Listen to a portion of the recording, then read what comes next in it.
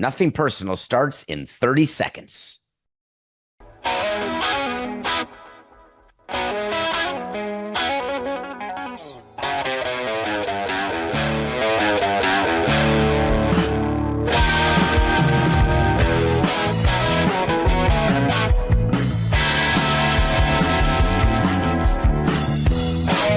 It's just business. This is Nothing Personal.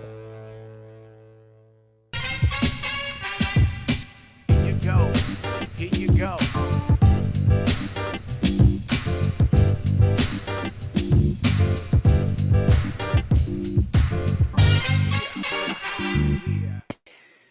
2028.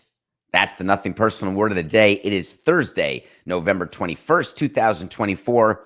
And the year 2028 is a big year in Major League Baseball. It may seem super far away, but think of it this way. It's only as far away as COVID is in the rearview mirror, which to some people seems like yesterday, to other people seems like a decade ago. But when you hear everything that's going on in 2028, as came out of the mouth of Rob Manfred during the owners' meetings that are currently going on, you'll realize that everything baseball has been doing, 2028 is a really interesting inflection point year. Let me explain. Thanks for asking. Sarah's in the chair today. No Coca today. Sarah's like, yeah, get on with it. All right, ready? Sarah, I'm ready right now. 2028, 4. All right, 4, 6, 9. The reason why 2028 matters is the collective bargaining agreement expires after the 2026 season. 2027 is going to have a work stoppage. Everybody in the industry is aware of that. Players, owners. I may be telling you something you don't want to hear. I may be telling you something that you're going to start worrying about, but the new negotiation is going to be very difficult.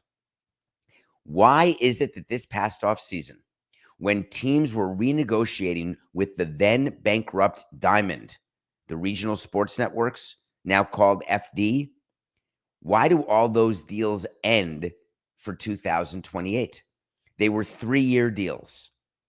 The reason is that Rob wants to take all of the team's TV inventory, put them in a huge basket, and sell it. All of the national deals will be expired. All of the local deals, save a few of the large market teams, will be expired. Rob Manfred will then have the ability to go to Fox, ESPN, even Turner, Amazon, Apple, Netflix, anywhere, Roku, and sell packages.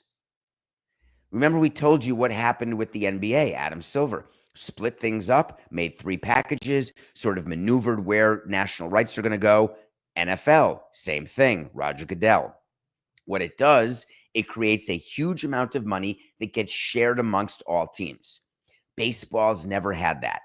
The local deals have always been more important to teams than the national deals. But now it's switched because local deals for the majority of teams have disappeared. The value that they once were has changed, thereby making the national deals more important. As a matter of fact, John Skipper on the Sporting Class was pretty clear. He said, forget any local inventory, make it all national. That can't happen, of course, in baseball because there is no combination of companies that would take 162 games, from all 30 teams and make them all part of a national package. It's just too much. So in theory, Rob Manfred will have the support of the owners. You only need 23 of them. So it doesn't matter that the Dodgers, the Yankees, the Cubs, the Red Sox, the Mets, you got to get to 8, and you can't get to 8 to block this particular thing that baseball is doing. So he will have the votes to create a national streaming package. There won't be any blackouts, which is something fans have asked for and clamored for decades. Wherever you are, you'll be able to watch what you want to watch, whether it's through the national package, through a streaming package that will be available to you in your area. You will have ways to get every one of the games. You may have to pay, but you'll have ways to get every one of the games. The result is that baseball has the ability to have a united front when it goes against players. I want to explain to you where my brain is on this and why 2028 matters so much. We told you from the broadcast side. You know that those dates are interesting. There's supposed to be a new stadium in Vegas in 2028, a new stadium in St. Petersburg in 2028. Both of those are in jeopardy. It could go to 29 at the very least. You know the national packages are done. There will be disruption in the industry, and baseball, as part of its negotiating strategy, the owners will be able to say to the players, there is so much uncertainty. We have national deals. We don't know if we're going to get more money or less money. We've got teams that are not necessarily settled where they're going to be. We've got expansion plans that we'd like to do that we're not exactly sure where that's going to be. Remember, Rob said he wants to have expansion cities announced by the time he leaves in 2029. So all of this is 2028 or after. When there is that level of uncertainty, you get to say to the other side at the bargaining table, I can't give you X, Y, and Z because we may be in trouble. It's a brilliant strategy by the commissioner and by the teams. The thing is, you have to listen to the words Rob says. He met with the Athletic and said to them right before the owners' meetings. Remember, these are the owners' meetings in New York where you have to applaud the winner of the World Series, and all the owners hold their nose and applaud like with one hand when Rob congratulates the Dodgers, and they show a video. It's a pump-up video of what a great season it was with great highlights, and you're forced to relive your misery because there's 29 angry owners in the room. And then once the video's done and Rob congratulates the Dodgers, just a quick little applause, and then that's it. They move on to the next season. That's what you get for winning the World Series, a ring and like a 3-second applause from your fellow partners. So Rob basically is telling us what he wants to do by saying my interest in local rights in large part is to have them available when we do national renewals. So he's basically not hiding what he did by getting all of these teams that were part of Diamond to do these shorter term deals, or that he himself has taken over producing games for a bunch of teams like the Padres and Diamondbacks. All of it is to address payroll disparity. All of it is to address economic disparity. That has been a buzzword and a key word for decades. It continues to be, and it manifests itself in a season like this past one when the Dodgers and Yankees go to the World Series, and you've got small payroll teams saying, what are we doing here? My issue with it always was, as a small market and small payroll team president, I would always complain to Selig and Manfred about the disparity. But really what I was saying is, I don't have smart enough decision makers, both myself and everyone around me, because look at this year's playoffs.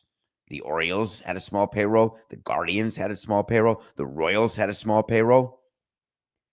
And any one of those teams could have won the World Series just as easily as the Dodgers. It just worked out not that way this year. So it's been a very convenient fight for low payroll teams to have, saying that we need to lessen the difference between the top and the bottom payroll. We need to give our fans hope. That's a very big word used in Major League Baseball. All markets want hope. Well, I've got a surprise for you, baseball, as well as every sport. There is no league where every team goes into a season with hope. It's something that baseball has always wanted. They always say, let's have 30 teams saying this is our year. It's a bunch of horse hockey. You know that. If you're not delusional, you know that there are times when you are rebuilding, you're tanking, or you're just not good. That's not a reflection of a bad economic system. That's not a reflection of high payroll teams versus low payroll teams. For crying out loud, there were times that the Mets, with their payroll, they go into a season and they become the lovable underdogs last year, making it as far as they made it to the LCS because you're thinking to yourself, wow, they weren't supposed to be that great. Think about how bizarre that is. Rob will take all of these pieces of inventory. He'll take them out to market. He will then be able to have an idea of what the economics are of the different teams. Why? Because that then will help with asset valuations. Think I'm crazy to draw the bridge there, but that's Rob's job, as it was Bud Selig's job. It's not to get rid of your blackouts. It's not to be a good PR person for you. None of that. Rob's job and what he gets paid for is to make teams worth more money. And right now it's not working. So there is work that needs to be done, and that's what he's doing. One of Rob's issues that he also had to address was the Rays. And boy, do we have a story about what's going on with them. We've given it to you the last 2 days, but Rob did something very interesting yesterday. Remember, he's got a really good PR team behind him, and it doesn't always work, but when it works, it's perfect. There's a good cop, bad cop thing going on right now in Tampa. Stu Sternberg, and they're playing it backwards because ideally you'd want the league to be the bad guy and the owner to be the good guy. But the league doesn't always like to be the bad guy. And in this instance, Stu Sternberg, we went over it yesterday, gave you this quote, and they wrote this letter through his two team presidents that the team is stunned, disappointed, saddened that the ballpark in theory is delayed by a year. Rob came out and had sort of a different take. He said, we need to let the government officials in Tampa sort out where they are on a variety of issues. I understand the delay given the kind of damage they suffered down there. We're just going to have to wait for some of that uncertainty to resolve itself. That's not exactly fighting words from Rob, is it? Fighting words would be, listen, they better get their act together. They're going to lose baseball, and they're going to end up spending a lot more to get it back because Tampa and St. Pete need to be a major league city and should be a major league city. So they better open those machines, get back out there, Mortimer, sell, float. That's what I should have said. That would have been way funnier. Get it? Float the bonds. I was doing a Trading Places riff. Sorry. It's Thursday. What do you want from me? So Sternberg and Rob got together and they strategized and they said, Stu, you're going to be the bad guy. He doesn't care. Rob, he'll be soft, be nice about all the people who lost their homes and all the cleanup that needs to happen from the hurricane. That's publicly. That's not what's going on privately. What's going on privately, and Rob sort of intimated later in his comments saying, listen, they're playing at Steinbrenner Field next year. That's 2025. That's a temporary solution. We're going to need something much more permanent because we just can't be playing at Steinbrenner Field forever. Why? The union is out on that. Not enough revenue. The players don't have the comforts of a big league stadium. It's spring training. It's not meant to be for a full season. So Rob said, hey, we'll do 25, but by 26, we got to know what we're doing. So he said that about the Rays. He then was able to say about Vegas, everything's fine. Don't panic. We're good.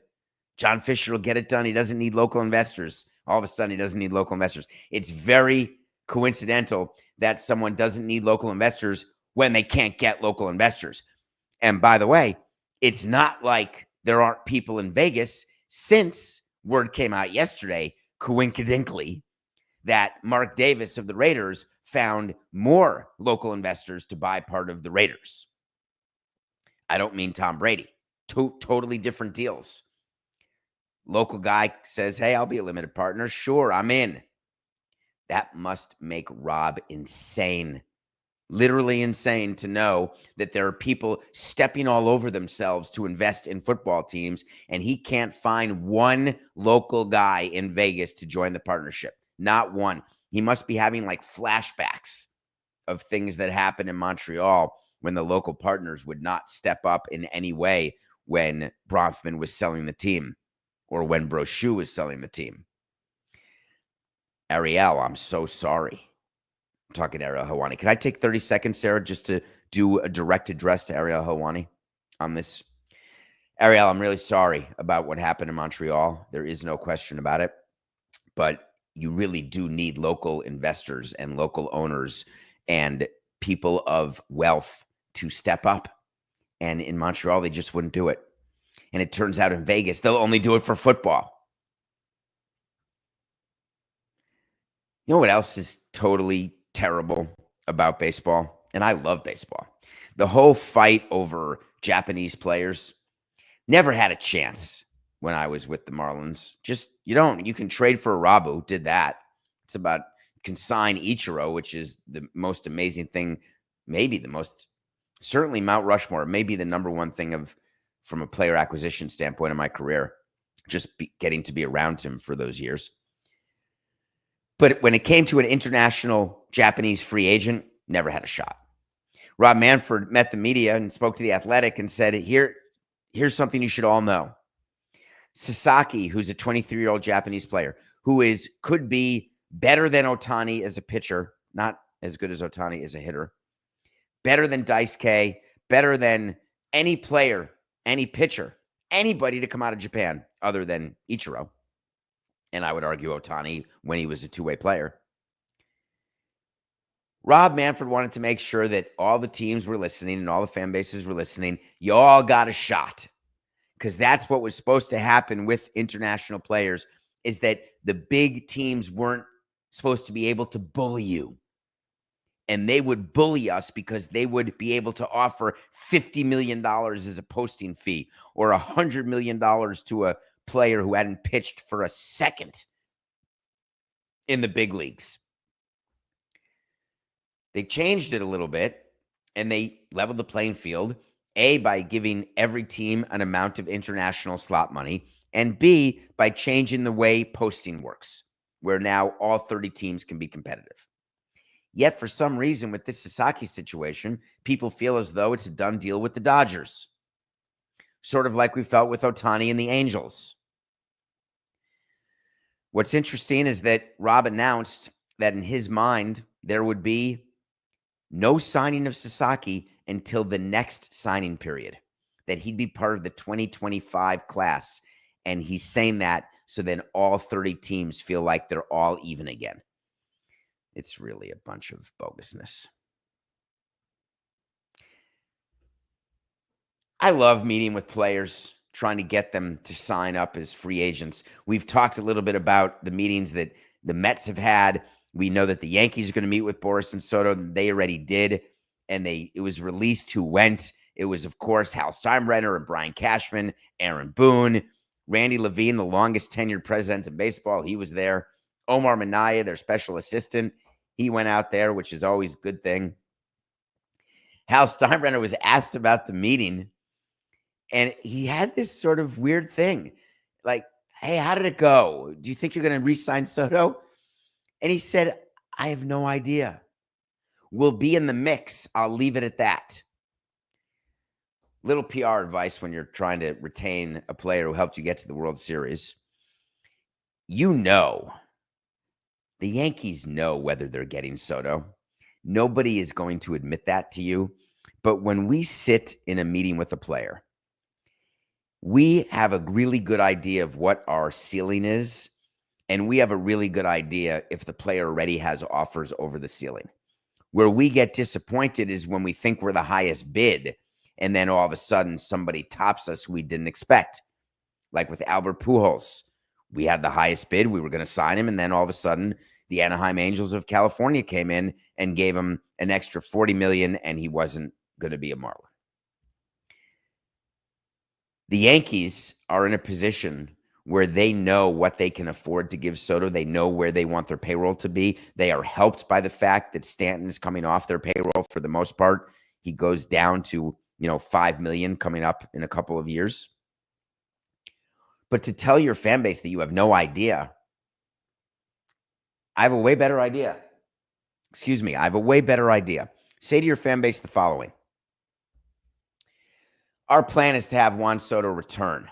It's obviously up to him and his representative, but I know that our offer was not just competitive, but we expect it to be the highest. We also expect to perform for him because it's New York and we're the Yankees. Not sure we have to sell him on any of that. But I assure you that if Juan Soto goes a different direction, that we will be ready and we will pivot to making sure that we field a team that will get us back to the World Series and this time win it, because that's our goal every year. And winning the World Series, how should continue, is not dependent on Juan Soto resigning. That's what you want to give your fans more than, hey, I have no idea. It's a good meeting. Honest back and forth. Did you see that rumor, Sarah, that they talked about the farm systems?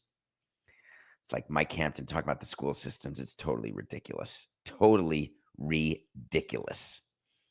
Hal was also asked about what's it like to go against the Mets now. That's a funny question to ask the Steinbrenner family, because there was never that conversation when it was Steinbrenner v. Wilpon. And it doesn't mean the Wilpons weren't great owners. It doesn't mean they weren't successful. It just means that the Yankees never considered them at all competitors. And that went from the top of the organizations to the bottom. It was Clippers-Lakers situation, no question. But now Steve Cohen is the owner of the Mets. He's in a position to just change the rules, because he personally is in a better financial position than the Steinbrenner family. The Yankees are worth way more than the Mets, but that's value inside an asset that's not able to be monetized. You can't come up with cash because your team is worth $7 billion and the Mets are worth $4 billion. It doesn't mean that Steinbrenner has $3 extra billion to give to players. As you know, it doesn't work that way. So ironically, he has to address this now. And the way that the Steinbrenners chose to address this, and Hal specifically, I love it. He said, yeah, Steve Cohen, deep pockets. But he said, quote, I could say that about a couple other owners too, or corporations for that matter, that represent the ownership group. And he's talking about the Blue Jays and Rogers Corp. He's talking about the Braves. He's talking about some of the other teams that have high payrolls that compete with the Yankees. Why would he do that? I love Hal. He's doing it because he doesn't ever want to acknowledge that the Mets are an actual competitor to the Yankees, or that Steve Cohen is doing anything to increase the Q rating of the Mets in the New York area. It's so good. Yeah, it's not the Mets. There's a bunch of other people. It's awards week in MLB. Sai Young Awards were announced yesterday. Let's talk about that for a minute, if you don't mind. Two interesting things to focus on when people ask you about who won the Cy Young Awards. The first one is that you can say, I listened to this show, Nothing Personal, and there's this former MLB executive. He's can barely pick a game. He's doing so badly this year, and he was so wrong about Chris Sale. I mean, it won't hurt me because it's true. I thought that Atlanta was crazy to give Chris Sale an extension before he pitched an inning for them, which they did. Chris Sale was given away to the Braves by the Red Sox. Every team does this. Just keep that in mind. We've all given players away we thought were finished and then are not. We thought Chris Sale was finished. The industry thought he was finished. Alex Anthopoulos and the Braves did not. They saw something. Well, what they saw was Chris Sale winning the Cy Young Award, getting 26 of the 30 first-place votes. We saw Chris Sale win the Triple Crown in pitching. Most wins, lowest ERA, and led the league in strikeouts. Other than that, Chris Sale had a miserable season. And in an era when pitchers are hurt and ineffective, or just plain ineffective, Chris Sale was not hurt and was not ineffective. That's how you win a Cy Young. Pretty impressive, I should say. On the American League side, Tarek Skubal, Tigers, Cy Young winner. Happy 28th birthday. He is whistling Dixie out of his pituitary gland because he is not even in free agency. He's in the middle of arbitration. When you win a Cy Young Award as an arbitration-eligible player, it is one of those accomplishments that pays a lot of money. His arbitration number is going to skyrocket. Sarah, I don't know where we'll find it. My guess is he was at $2.5 million this year as a salary? I'm sure that we can find that. We don't know what he'll be this year, but my guess is he's going to go all the way up to 8 or 10 million. That's the sort of raise he's going to get. And he's not a free agent again until 2027. We'll check on that to see if I have my numbers wrong, but he is a pitcher who did something that no one ever does. He won the Triple Crown. Can you imagine? Both players won the Triple Crown. Both Cy Young Award winners won the Triple Crown. That does not happen very often. As a matter of fact, it's only the third time in the last 111 years that it's happened.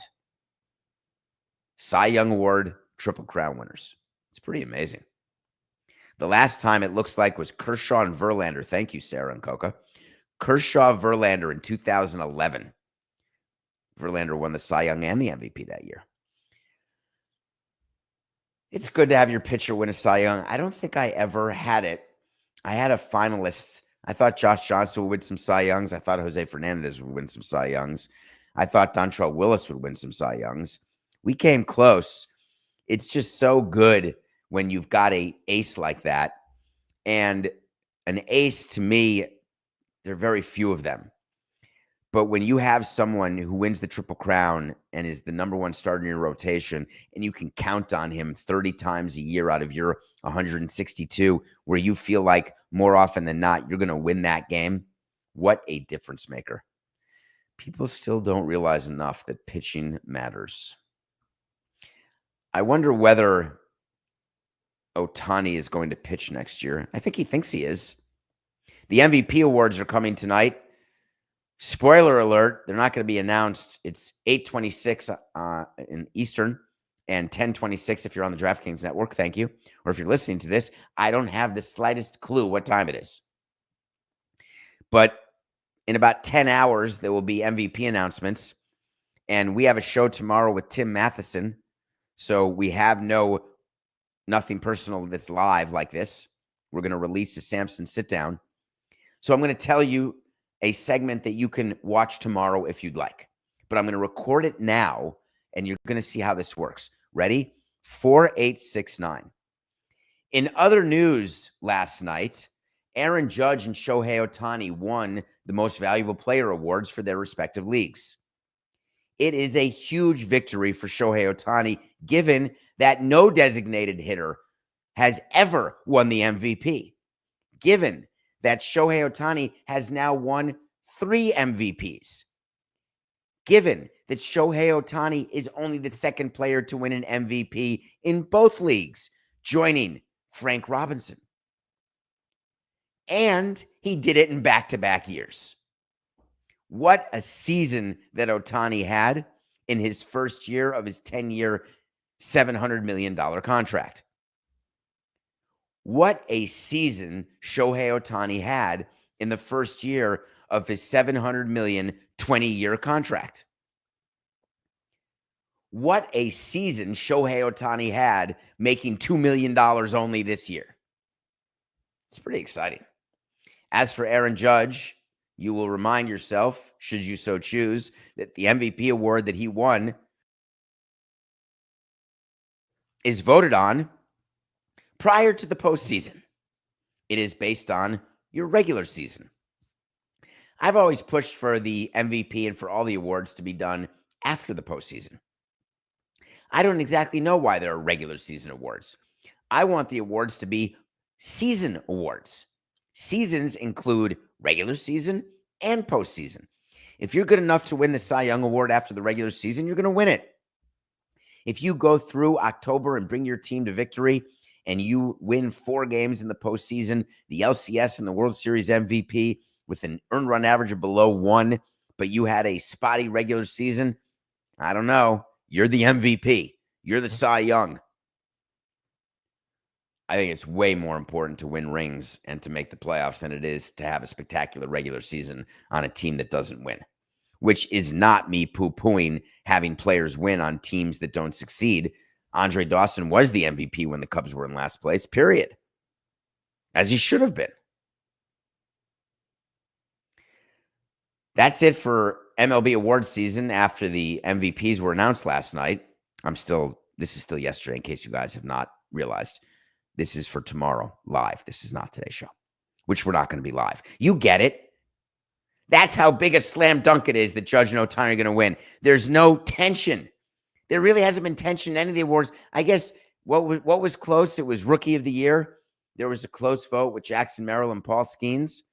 Has there been, and Heel was close to Cowser. Has there been anything else that was remotely interesting and close? I think we should just forego this week of awards and do a ceremony. Bring people in, find a way to get players in. Do it during the spring training. All right, it's time, Sarah.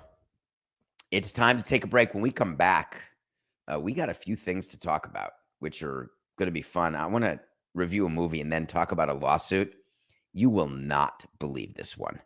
We'll be right back.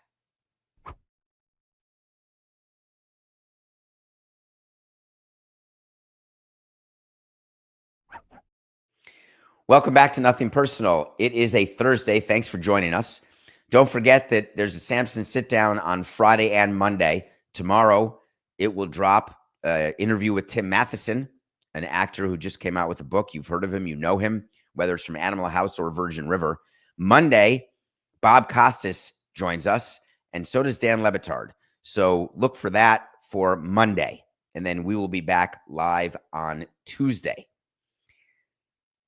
I will watch a movie every day.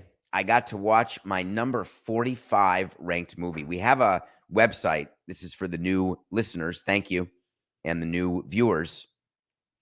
DavidSamsonPodcast.com. Check out the website.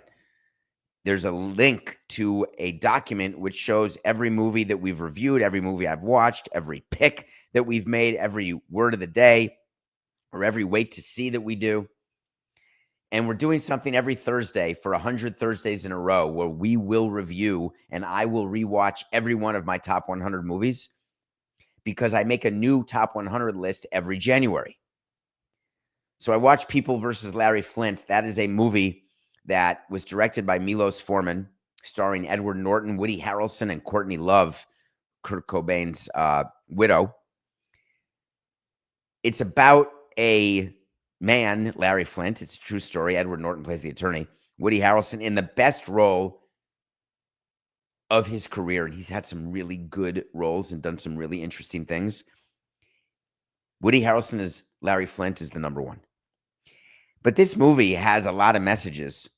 This movie is not about Hustler magazine or about porn. This movie is about the law. This movie is about the freedom of the press. This movie is about what is hate language and what is not, what is appropriate, what is not, what is allowed, what is not.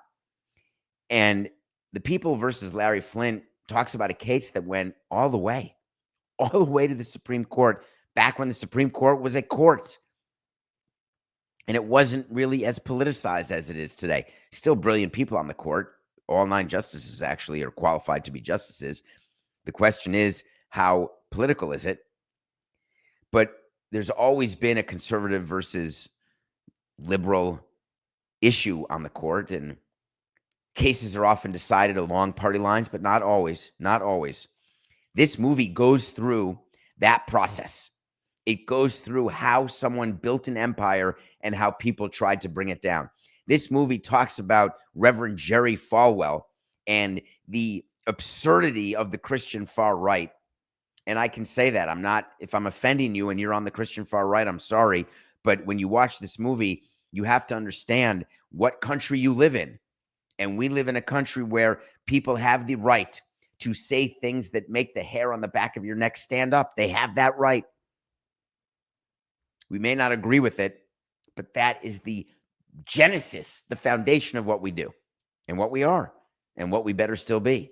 People versus Larry Flint, number 45. Well worth it to be in your top 100. It is not well worth it to do anything other than fade my picks of the day. I am on one of those streaks, and you all know them. We do a pick of the day every day. It's called Nothing Personal Pick of the Day. There's a bunch of new listeners, if you're wondering why I keep talking about what we're doing. We're 158 and 171 since the start of the year. I promised you that we would get to 500 before the end of the year, and I'm running out of time. And when you lose a game like last night, following a game like we lost 2 nights ago, the Phoenix Suns got embarrassed. They were home. 138 to 122. What is going on with the NBA? I'm sorry. It's practically unwatchable. And I'm not trying to copy or imitate Shaq or take his ideas. We've been talking about this on Nothing Personal for a year. I would call it the Chuck and Duck. And then listeners and audience members would say, it's not called Chuck and Duck. But that to me is what it is. You drive to the hoop, 3 points. 138 to 122. All right, we're going back to football for our pick of the day today. And we're chasing. I'll admit it. We're chasing, but we're going to do a parlay. We're going to take the Steelers -4 over the Browns, and we're going to go over 36.5 because we need, Sarah, some sort of win at some point. Pittsburgh -4 over 36.5. The game tonight is on Amazon. Amazon Prime does a Thursday night NFL game every week, and it is a decision that was made by the NFL owners. It's a decision that will be made by Major League Baseball owners. It's been made in soccer. It's been made in basketball. Streamers are here to stay. Streaming. What is streaming, actually? It's not a stream of water. I don't know what you're actually streaming. Somebody knows it out there, but I don't. Let me know at David P. Samson on X or Blue Sky. I'd love to know what streaming, where that word comes from. It can't literally mean you're floating down a lazy river. But in any case, the thing about streaming is that it depends on connectivity. And there was a lot of complaining about Netflix, and we covered this a couple days ago. The Jake Paul, Mike Tyson fight, and how Netflix had an issue and how they won't have to worry about it for Christmas Day. The NFL has come out and said, we believe in you, Netflix. You're going to be fine. Everybody has said they're going to be fine. Something happened yesterday that goes directly against my view of our legal system and how important I view our legal system. And I just reviewed the People versus Larry Flint, which is in large part about our legal system. Well, wouldn't you know that some yuts filed a lawsuit in state court in Florida claiming that he was all excited to watch Iron Mike Tyson fight against YouTuber, and I'm literally quoting from the lawsuit, Jake Paul. And instead, they saw the baddest streaming on the planet. There were over 100,000 people complaining online, according to the Florida lawsuit, about the technical issues that happened with Netflix. Boxing fans wanted to see a legend in what would be his last fight, but they had legendary problems. This is from the lawsuit. No access, streaming glitches, buffering issues. Instead of providing the programming its viewers pay for every month, Netflix was completely unprepared, unable to fix the issues. Therefore, I am seeking to certify a class and to get money because I didn't get to enjoy the Tyson fight. I believe the lawyer who is representing this person, whose name I'm never going to give you, even though it's available to the public. I'm not giving him 1 ounce of pride and publicity. The lawyer, I'm not going to give him any publicity either. He should be disbarred, or she, or they. It's a disgrace. What's the cause of action again?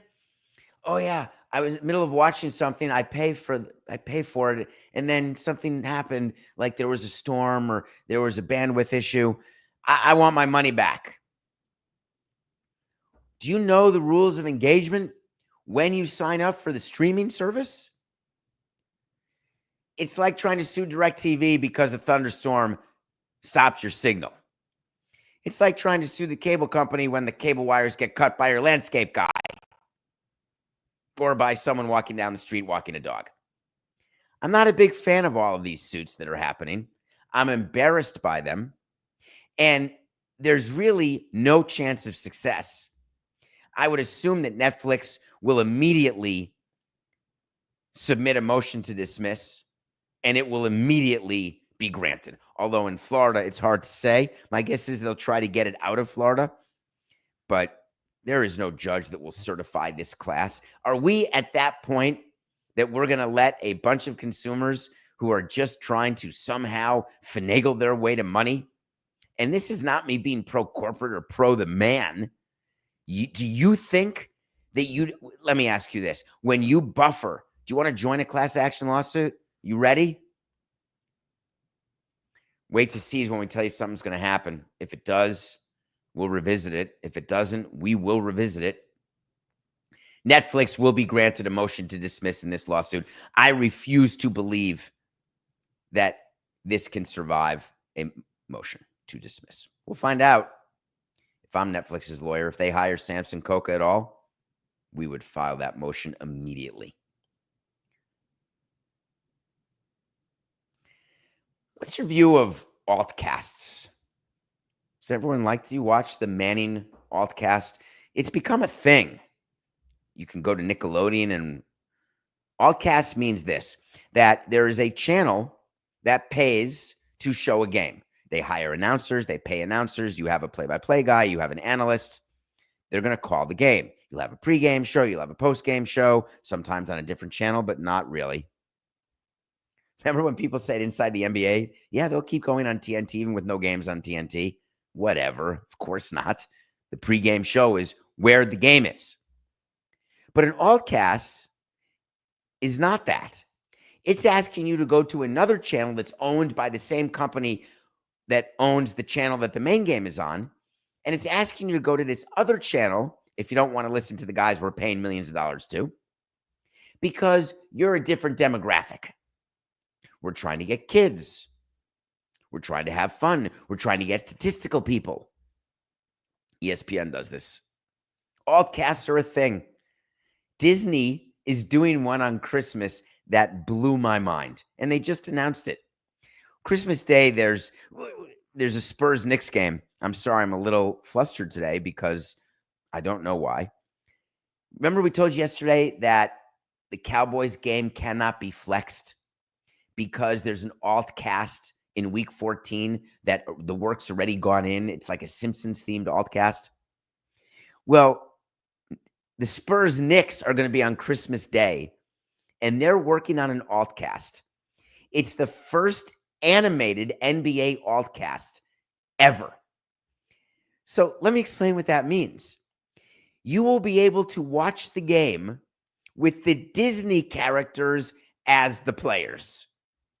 I had to read that 4 times because I assumed that wasn't the case. I don't quite understand how that is, but apparently they will be able to take the players, say Jalen Brunson, and he could be Goofy, though he doesn't look like Goofy, maybe, whatever. And that Goofy will be on the court doing what Brunson's doing actually on the court. Is that really possible? It's going to be like live game AI-powered graphics? How cool is that?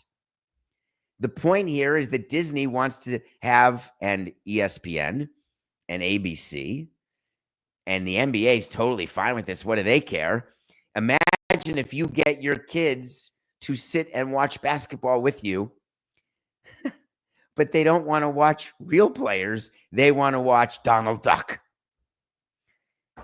We're going to convert them into real players. That's pretty funny. The NFL started this trend with SpongeBob.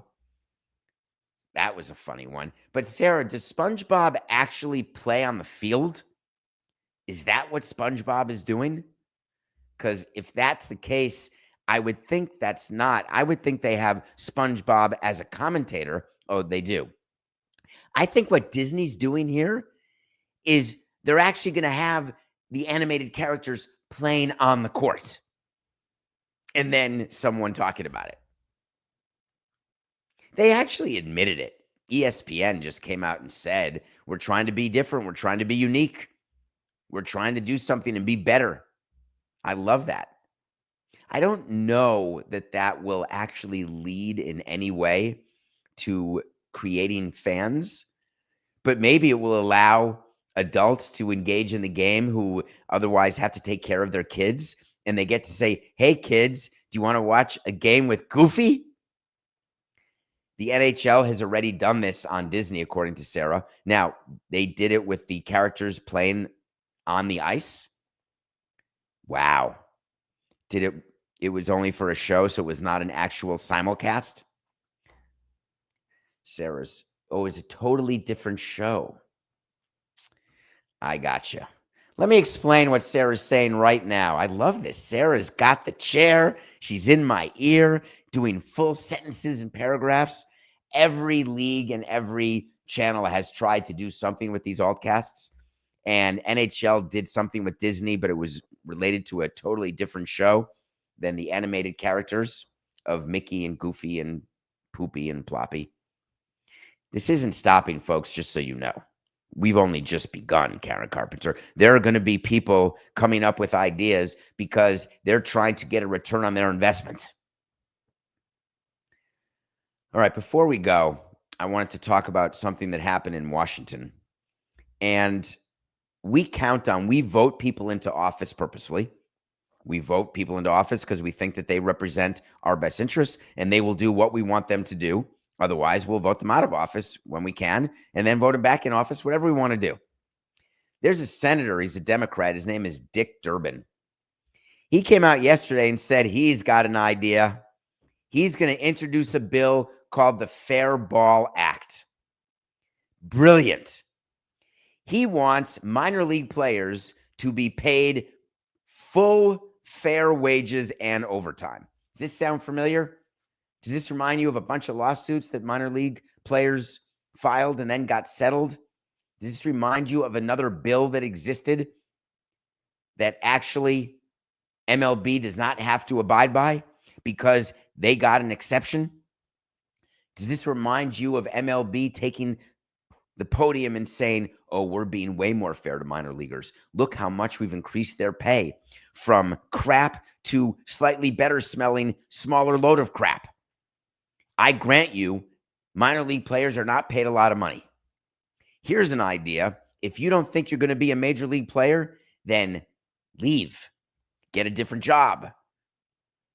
I do not have sympathy for minor league players who are professional baseball players, who are living out their dream of being professional baseball players, because minor leagues are being a professional player. There's not a lot of money in it. There's a bunch of jobs that people go do where there's not a lot of money in it. Most of those jobs, though, like a public defender, a district attorney, there's no opportunity. You can be the best public defender in the world. You're not going to make millions of dollars. If you're the best baseball player, you can. Not many do, but at least there's a chance. Want to go into acting? A couple people make a couple millions of dollars. Most people barely get by. The minor league players have unionized. They've got representation now by the Major League Baseball Players Association. Dick Durbin is putting this, and this is me telling you the facts. The facts are that if you think that Major League Baseball teams are going to pay all their minor leaguers minimum wage and overtime, you are sorely mistaken. Because if this bill passes and baseball is forced to do it, goodbye, minor league baseball. Each of the 30 teams will have one minor league team because that's about the number of prospects that you have if you're lucky. Yeah, you'll have 19-year-olds playing with 25-year-olds, but you'll have one team, no fillers, not one. Right now, we have tons of fillers on our minor league teams. And if you don't want to be that, you don't need to be that. This is a fight that is going to happen. And Tony Clark weighed in. For generations, minor league players' working conditions were indefensible. This indignity was compounded by the perversely named Save America's Pastime Act, a law that was enacted to save money, not baseball. It deprived minor leaguers of a minimum wage. Tony Clark lost his mind over this issue because he represents the minor leaguers. But guess what? When he gets to the table, none of that matters. In all the collective bargaining negotiations, the majority of major leaguers are like, yeah, they're minor leaguers. We'll try to throw them a bone, but we're not going to give up something of our own that we want. So Tony Clark can act all defiant in how he wants to protect minor leaguers, the injustice, the craziness. But when it comes down, it won't matter. It won't matter. And the reason it won't matter is there are so many issues that are facing baseball. We started the show with them. We're ending the show with them. 2028 will be the year that all of it will become clear. 2027 will be a tough year for all of us. But we've got today. The collective bargaining agreement negotiations will start and end with "it's just business." Sorry, fans. This is nothing personal.